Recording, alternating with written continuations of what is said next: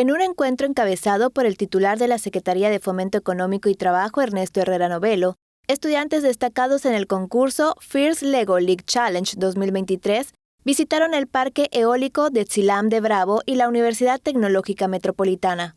Son 3 alumnos de la Escuela Telesecundaria Juana de Asbaje, localizada en la comisaría de Ecpets, en el municipio de Tixcacalcupul, quienes ganaron el primer lugar regional en la categoría Proyecto de Innovación y con lo cual, junto a otros 22 estudiantes radicados en Mérida, ganaron su pase a la fase nacional, que se realizó el pasado mes de marzo en la Ciudad de México.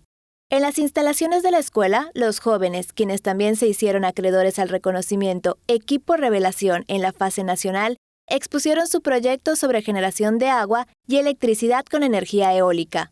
Posteriormente, en el Parque Eólico Tzilam Bravo, tuvieron la oportunidad de conocer más acerca del funcionamiento de los aerogeneradores y las ventajas que representan frente al cambio climático. Por último, se llevó a cabo una visita a la UTM, donde se les invitó a interactuar con el equipo de los laboratorios de tecnología e innovación.